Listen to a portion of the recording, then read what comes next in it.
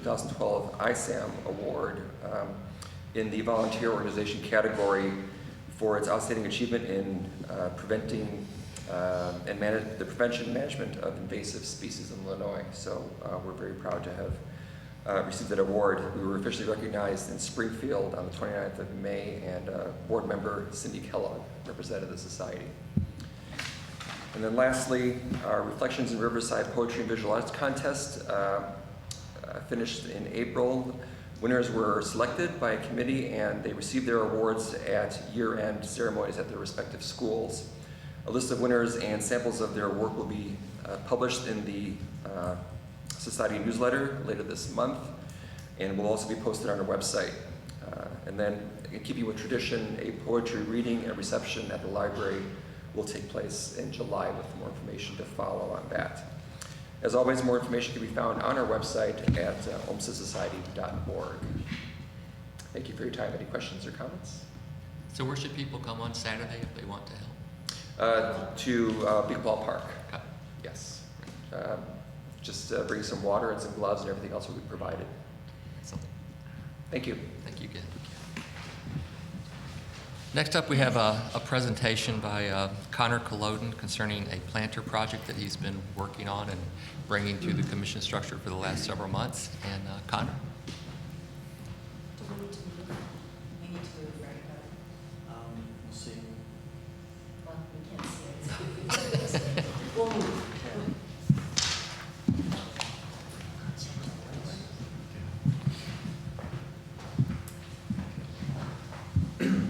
So yeah, my name is Connor Culloden. I'm going to be a senior at Riverside Brookfield High School, and well, in a few weeks I'm going to be completing or hopefully completing a project that's going to be taking place in the median strip by the Riverside Bank. Now, currently the median strip, or previously the median strip, was filled with like roots and stumps from plants that used to be there, and there was also a tree that has now been taken down. And this bed has been pretty barren for a while. So what my plan is to, we've already excavated all the roots out of there with help from Public Works. And we put in compost, mushroom compost, to like help, amend the soil and improve its quality. And we've also taken out like some of the gravel that was in that bed, moved it around a bit, so things will be more likely to grow there. And now for the rest of the project, I still need to put in 2 paver pathways in this bed, and it'll help direct traffic back and forth so that plants aren't crushed. And then I'm also going to be planting, I think it's a little over 100 plants in this bed. Large varieties that have already been used around Riverside, such as catmint, alliums, salvia, asters, things like that. And then after we plant these, we're going to spread mulch around them to sort of preserve this bed. All the plants are perennials, so they'll come back year after year. And yeah, here's what the bed looked like before we started any work. So lots of old stumps, things that you don't really want to have in Riverside. We've worked on the rest of the central business district, so this is kind of an eyesore. We also have that nice utility box in back, along with that pole there. We found out recently that there are actually wires under there, but we're going to hand dig around them and sort of avoid that area, and it's not that major for the plan. So yeah, we're mainly going to be working on those middle sections. So here are the plants needed, and I know that's a lot, but we've already gotten many of them from divisions around my house. Some neighbors have plants we can get divisions from, and then also around Riverside. We have many of these plants already existing.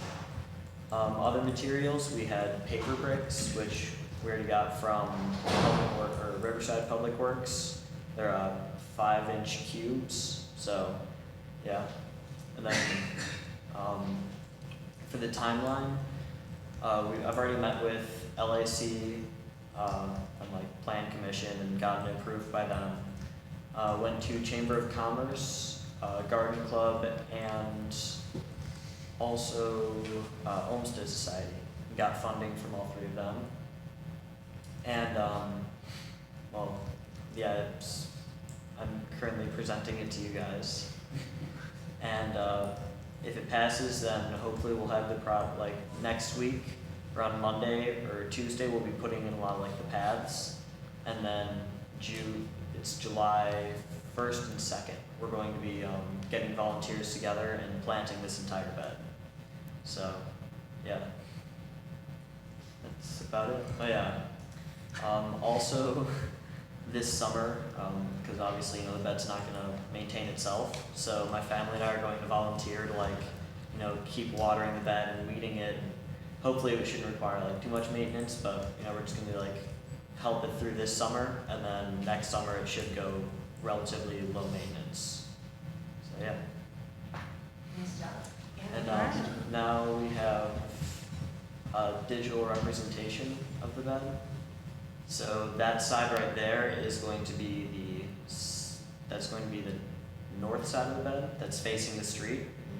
And then as you go along, we're sort of using this arcing design going through, using lots of sedum, liatris, and allium as sort of centerpieces to each of these arcs. And just a flow that goes through it. And then as you get towards the end, we have this utility box here. There's also a dog hiding behind there. We found out that this end section gets a lot of urine from dogs that pass by there. So we decided to plant Artemisia, which it's not really in other parts of the village, but it's very resistant to drought and salt. So hopefully it should be able to survive and thrive there. And then that little section between the pole and that box, there's just a few cables underneath that. So we already, they're going to be marked out. We did a Julie locate. So right now they're going to be marking that out. And then, it'll be all ready for us to plant next week or a little more than a week, but yeah. Pretty awesome. Thanks. And this is a service project for RV? This Or is it a scout is project? with Riverside Springs Ahead. Ah. Any other questions? Good job. Thanks.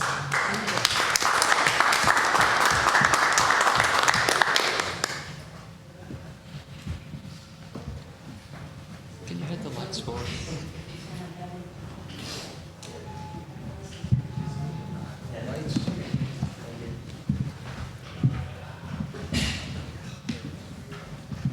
I have to readjust. Thanks, Connor. I mean, Connor is typically being modest. Connor has been a fixture with Riverside Springs Ahead from the very beginning. I don't think he's ever missed a work day. Really? And he has shepherded this project now over the last 4 months through 4 separate commissions, which is relevant for our current commission review, that it takes so long to do something nice for the village. So I'm really proud of him. I think he's done a great job. And that later in the agenda, we'll actually have the motion to approve the hardscape permit for the project. Does anybody have any questions for Connor before we move on? Okay. Connor, thank you. And Ralph, thank you too. Next up are the reports of village officers. I have just a few things I wanted to inform the board and our residents about. This past week, I met with the FEMA coordinator, Roger Ingram, who was here with one of his staff members doing a foot canvassing of some of the harder hit areas after the flood. If you believe that you're eligible for FEMA assistance, make sure you go to our website. On the village website, the very front page, it gives you information about how to apply for assistance, for FEMA assistance. And if you have not received a 9-digit code from them, you're not registered. So if you think that you might be able to get assistance from FEMA, please do that. It was nice for him and his staff to come out and actually go through the areas on foot trying to gather more information. Also earlier this week, Manager Scalera and I met with the Stuart Strahl and Matt Meyer of the Brookfield Zoo to talk about increasing our ties with the zoo in the coming years. And we've talked about hosting a zoo day here in early fall. So I'll let you know more about that as that develops. And perhaps most significantly, this morning, Chief Weitzel and Public Works Director Bailey and I met with Transportation Secretary Ann Schneider from the governor's cabinet. Representative Zaleski was able to get Ms. Snyder to come here with her staff to take a look at the First Avenue intersection, First Avenue, Forest Avenue, Ridgewood Road across the way. And so we were actually able to go out to the intersection and do an on-site inspection, and it was almost like we had planned it, because you could hardly hear yourself talk with the cars and the trucks. The IDOT study shows that there's a traffic flow of 40,000 vehicles a day through that intersection. And at the same time, we had all the kids trying to get across on their bicycles and on foot. So the IDOT has agreed to do a major renovation of the signaling and the crosswalks at that intersection, including countdown pedestrian signs that tell people when they can walk. They are also currently planning on putting in a right turn lane heading south on First Avenue, feeding into Ridgewood, which would help with, especially with the zoo traffic in the summer months. And they're also considering a right turn lane from Forest Avenue, turning north onto First Avenue. When they came, the original plan was for this work to take place in 2016. After our meeting today, they agreed to actually accelerate the project. So we're hoping that the phase 1 engineering phase will be done by June of 2014. There will be the letting, and then the work should be done in 2015. So that's a much needed improvement. And I really appreciate the fact that Representative Zaleski was able to get Secretary Schneider to come here. It's a very unusual thing for a cabinet level secretary to come on site like that. And Dr. Skinkas from 208 was a very hospitable host, and we had representatives from District 96 and the zoo also there. So it was a very successful day. So we appreciate that from Representative Zaleski and Secretary Schneider. And that is all I have. Next up is the approval of the consent agenda. You see the items, the minutes that have been duly posted, the approval of bills. Does any trustee need anything removed from the consent agenda for discussion? If not, I would ask for a motion and a second. Motion to approve. Motion by Mr. Foley. Second. Second by Ms. Hamilton. Would you please call the roll? Trustee Sussman? Aye. Trustee Pollock? Aye. Trustee Hamilton? Aye. Trustee Ballerine? Aye. Trustee Collins? Aye. Trustee Foley? Aye. Motion carries. Next up is the reports of departments and commissions. First up is a second reading of an ordinance amending various sections of the village code of the Village of Riverside relative to Parks and Recreation. Trustee Ballerine. This is the second reading of the ordinance. The proposed ordinance reversed the Park and Recreation Commission back to a Park and Recreation Board with jurisdiction and oversight over the village's designated public park and recreation areas. So we've had extensive discussion about this in the past. Does anyone have any further questions? Hearing none, I'd ask for a motion and a second to approve the ordinance. Motion. Second. Motion by Mr. Foley, second by Mr. Ballerine. If you'll please call the roll. Trustee Sussman? Aye. Trustee Pollock? Aye. Trustee Hamilton? Aye. Trustee Ballerine? Aye. Trustee Collins? Aye. Trustee Foley? Aye. Well, as everyone here knows, this is something that's been dear to my heart for a long time, and I'm pleased to announce that all of the current commissioners, now board members, have agreed to stay on and continue to serve on the Parks and Recreation Board. And Katie Leander has agreed to serve as chair for the coming year. So we're really excited about that, and we look forward to good things from them.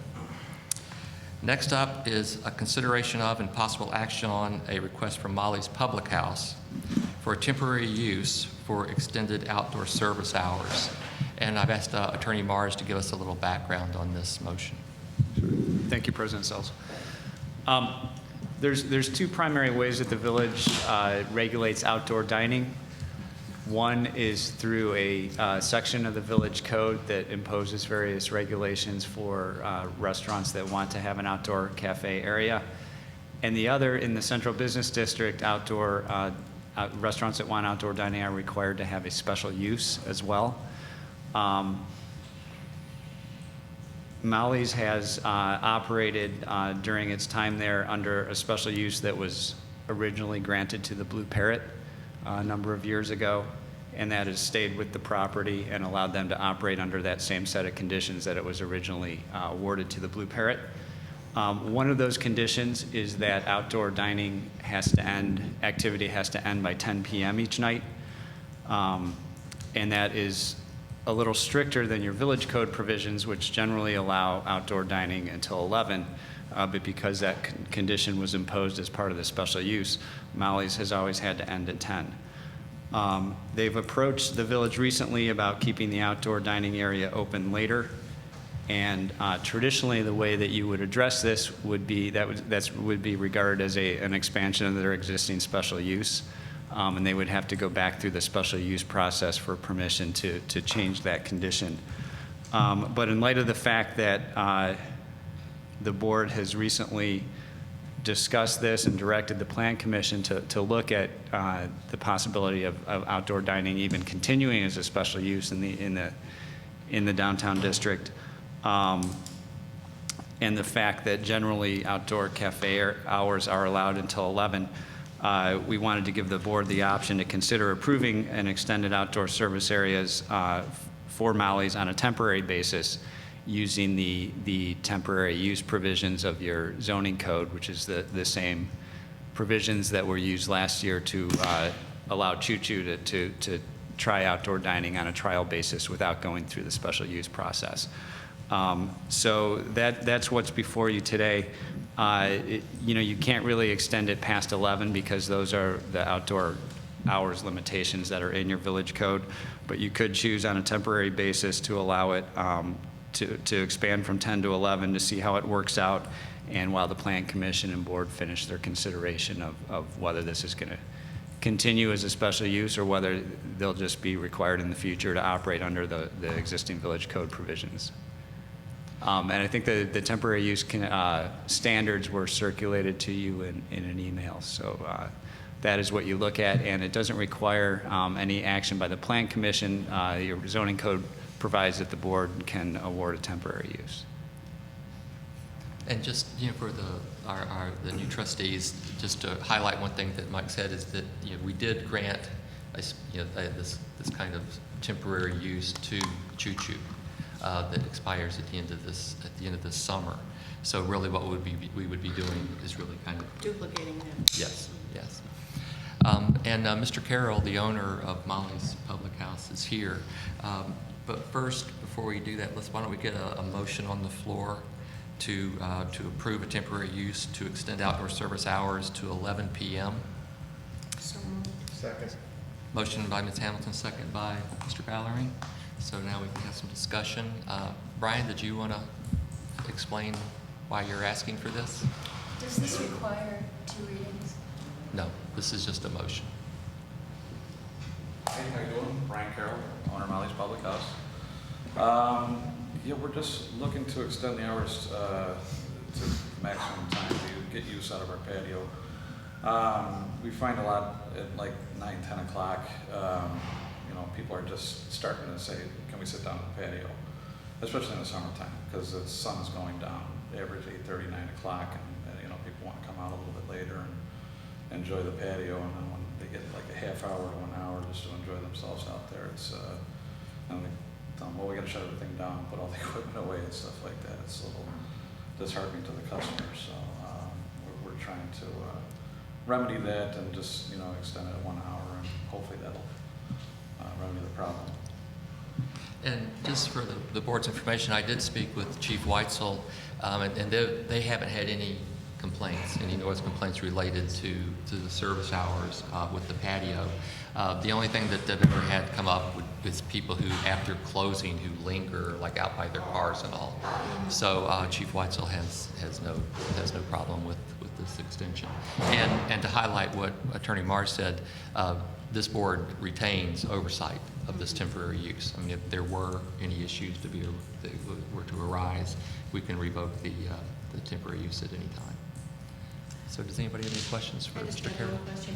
And so then you would be simultaneously then moving through the regular special use process to get this as a permanent use? Is that the way we would understand? Well, Well, yeah, the idea was that coincidentally, the Plan Commission is considering possibly amending, at the I board's see. request, the approach to what requires a special use. I see. So the thought was, we'll see what they Wait do and see and if what that you do takes in care light of of it. their recommendation, and then they may have to go through the process or may not. Okay. So, all right, that answers the question, yes. And the bulk of the usage of the patio is usually Saturday and Sunday during the day, and then the rest of the night during the whole week. I mean, and the peak hours are average like 9 to, I guarantee it'd be past 10 o'clock because there's people at 10 o'clock. We have to kind of corral them off the patio and say, we're closed out here and we can't, head and serve anymore. So, that's basically kind of what we're looking at. How late are you open in the inside part? The inside part is 12 during the week, 1 on Friday and Saturday, and 10 on Sundays. My only concern is that it is a heavily residential area also, and so even though I do support you and want to continue to support you, Brad, I think that there's a balance that has to be weighed between the residents and the businesses. And I know that there are people who live above Choo-Choo's also, or above the neighboring buildings, but there are a lot more residents in that area than there are on Burlington farther east. And my concern would be either that somehow they be notified so that they have a voice in this. This is going to come as a surprise to them. And or that we only grant you the special use for a month or something like that. But I guess I think that we all on this board, well, I can't speak for everybody, but I want to encourage your business and support your business and have your business grow. But it's more people are involved, more people are affected than just your patrons and your business. And so it makes me a little uncomfortable to say, well, let's do this till the end of the summer. Or it makes me uncomfortable to also say, let's do it unless we get people complaining, because we all know that not everybody complains. Some people, people don't call the police that often unless, well, we all know people call the police, but so I'm not certain how I feel about it, frankly, because I think it is different than Choo-Choo. Well, if I could field that when we approached the situation as far as our music venue license, we went through the whole process of getting the venue license. We were on a probationary period, and we had no complaints at that time. I think we've proved ourselves in the community as far as things like that are concerned. As far as this is concerned, as far as extending the hours, I think it just benefits the people that come into the place, and as far as the people around, people that live in the area, the majority of those people now are coming into our place. We have the people that live above us, people that live across the street from us now. Everybody's, basically frequently in our place, and they've never had a problem with us. So, I'm more than willing to go on a probationary period if that's what the board is willing to do. Scott, you don't plan on having music outside, do you? No. Or would you? No. No. Okay. Just dining and conversation, right? Correct. Okay. And this kind of goes back to our discussion with Choo-Choo when we started breaking down the nuts and bolts and saying, well, what kind of furniture is he going to put out there? What kind of planters is he going to, and then we finally got to the point where, you know what? Scott has not done anything that hasn't been top shelf yet. So let's take a leap of faith and know Scott will do it right. And obviously Scott has done it right. I think the same thing applies with you. You've proven yourself a responsible business owner. You've addressed issues as they arrive. And It helps you bring them in and keep them in. It's good for me. I say do what let's do what we need to do to help your business succeed, and you in turn be a responsible business owner like you've proven you are for the last several years that you've been in town. Joe, I'm not saying he's not a responsible business owner. I am saying that it's more than just about the business in that neighborhood particularly. And in fact, I can't remember actually if it was when you were there or your predecessor, but the zoning even on that changed. So there are people in that area who are not a part of the B2 initially. So I'm just saying it's not just about the business, and I think we need to be fair. Our judgments are supposed to be based on a balance, on taking everybody into consideration, people who live there as well as people who work there, and I don't think it's the same thing as choo-choos. This wasn't the discussion. The discussion with choo-choos was more about safety because the sidewalk was so narrow. That's an entirely different discussion than what we're talking about now. What is your comfort level on this? It's not, I don't know. Because No, I mean, would you want to like set it for a certain period of time? Yeah, my preference would be to set it for a certain trial period of time. And I was wrestling with, since I read this, about what our responsibility is to let residents know that it's going to change in the immediate area, say within a block of it or something like that. Because, I mean, I think it could be startling to people on a Monday night to all of a sudden expect noise levels with their windows open to stop at 10 and all of a sudden have it continue to 11 without any notification and without any comments. I would have a lot more concern if there was going to be entertainment outside, since it's only people talking. Hopefully not yelling. No Blackhawks games, right? It's not so much, but I would have no problem with setting some type of...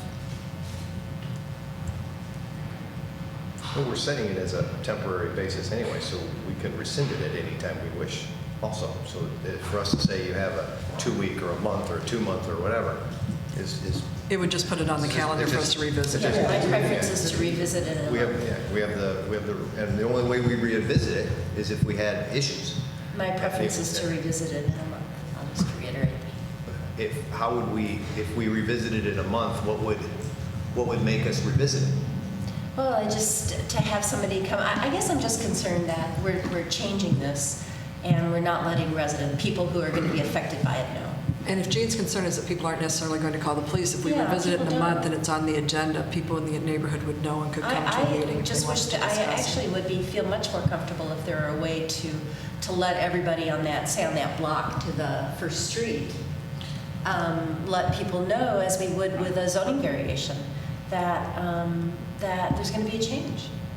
What you could do is, It's if a the balance. board wanted to go this direction, is you could grant the temporary use if you wanted to allow the flexibility to start, and then have notices delivered in the immediate area that this is being considered on a temporary basis. It will be revisited at the first meeting in July or whatever it is.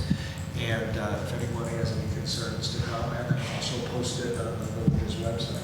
Or they don't have to call the police, have them call the village. People don't like to call the police over somebody talking, but I think people should have a say in this because it could affect them.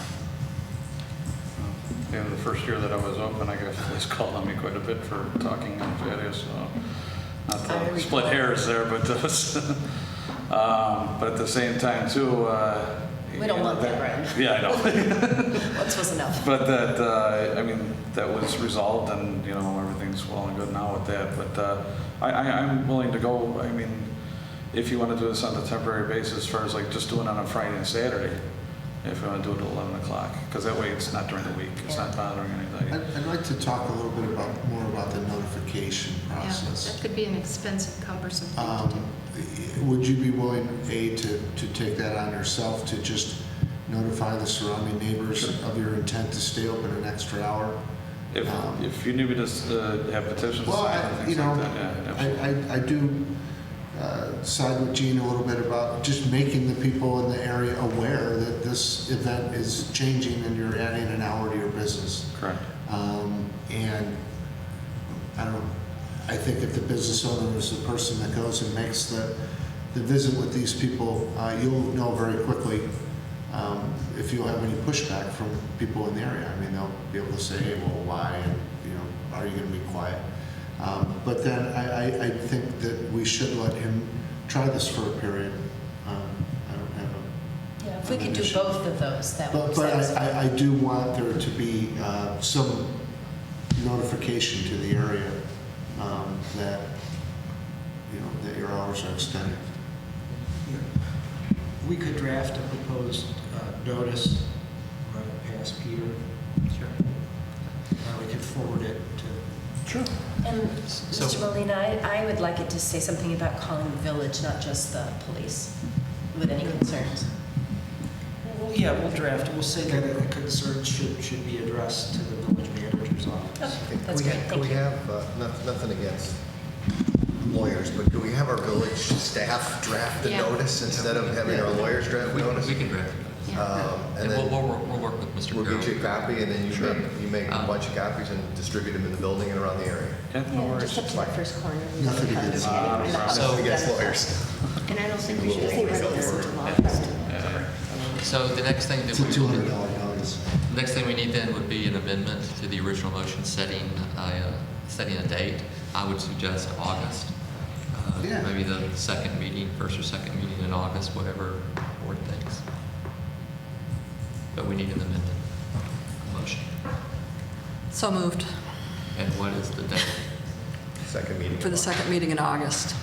So the motion then is to grant a temporary use for extended outdoor service hours until 11 p.m. On a temporary basis until the second meeting of August. And in the interim, with the village will work with Mr. Carroll in providing notice to the affected residents. Is that satisfactory to the board? Does this mean that on the second meeting of August, that this, what we're doing only goes through the second meeting of August? Or Right. the second meeting Has of to be August revisited. is going to be, it has to be revisited and then Well, revoted there's a then? couple things that could happen. I mean, it may be that by the second meeting in August, the Plan Commission has reported back to us about redoing the special use designation. If that comes back and this board decides to no longer make outdoor dining a special use but a permitted use, I would assume that it would become a moot point. Yes? Okay, fine. I second. We only have two places that, really, we only have two outdoor areas in town, so I think going 2 months at a time, 3 months at a time and revisiting, it's not like we have 25 bars outside, up and down, like Madison Avenue. So, yeah, I think Okay. Anything else? All right, so everybody has the motion in mind. And Ms. Haley, if you'll please call. Second. second. Yeah, the motion was by Collins. Ms. Collins and second by Mr. Coley. You can call the roll, please. Trustee Sussman. Aye. Trustee Powell. Aye. Trustee Hamilton. Aye. Trustee Valerie. Aye. Trustee Collins. Aye. Trustee Bowles. Aye. The motion carries. Thank you, Mr. Carroll. Thank you. Next up is new business, and I think The hardscapes. all the hardscape, that's right, I went right over the Yeah. hardscapes. And it's a good thing Connor's not here, he'd be throwing the projector at me. So you saw the presentation, so we need a motion and a second to approve the hardscape permit for 17 East Burlington. So moved. Second. Motion by Mr. Ballerine, second by Ms. Hamilton. Any further discussion? Could you please call the roll?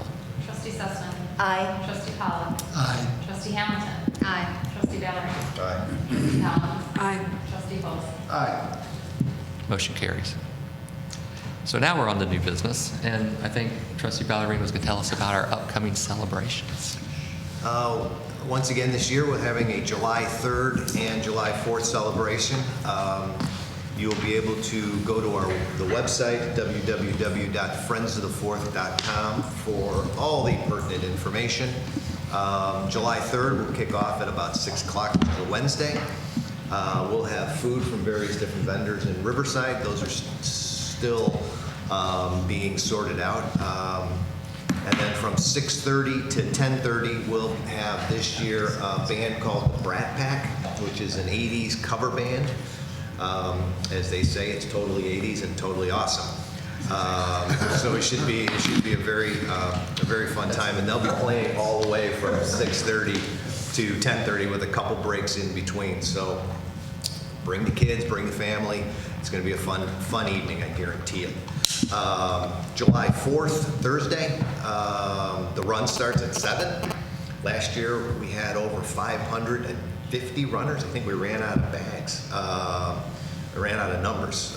So make sure, if you haven't already signed up for the run, to hurry up and sign up for it. 8:45, the start of the parade. Festivities in the park, at Guthrie Park right after the parade, we'll have things like face painters, clowns with balloons, a host of food options provided by the various nonprofit organizations in the village. And new this year, we'll have pony rides supplied by Sarah's Ponies. There probably is an age limitation to who can be on the ponies, so don't get too excited. I tried to get her to give me a horse to ride in the parade, but that didn't work. So it's going to be a fun 2-day event, so mark your calendars and get prepared. Thank you. And for the July 3rd concert, of course, everyone's welcome to bring coolers and things as they've always done, but we are going to have our local vendors there, so you can come out and support them too. And the only other thing that I under new business, I would like to mention is our July 11th meeting. The July 11th meeting is a special meeting. It is not the first Thursday, it's the second Thursday because of July 4th. And that's the meeting at which we will be discussing the CMAP priority and the implementation of the CMAP priorities. So that's going to be an exciting meeting, and it's going to be a roadmap for the coming years. So I encourage everyone, if you have something to say about those issues, please come. Otherwise, stay abreast of what's happening. Ben, could I back up for 1 minute? Of course. Are you looking for donations for the? If you would like to make a donation to the Friends of the Fourth to help offset the costs, you can write your check to Friends of the Fourth, P.O. Box 26, Riverside, Illinois. Do you have a website or anything? It's www.friendsofthefourth.com. Okay, thank you. Like a tag team over there. Thank you. I hadn't seen anything. Usually I see the jars and things like that. So we Like sent the them out. cards out. Okay. So does anyone else have anything? If not, we do have need for an executive session tonight to discuss pending litigation and also to consider the employment compensation and performance of specific employees. So with that, I would ask for a motion to adjourn to executive session. There will be no final action taken during the executive session, and we will not reconvene. Motion by Ms. Sussman, second by Mr. Foley. Please call the roll. Trustee Sussman. Aye. Trustee Pollak. Aye. Trustee Hamilton. Aye. Trustee Valerie. Aye. Trustee Collins. Aye. Trustee Foley. Aye. Meeting is adjourned. That's it.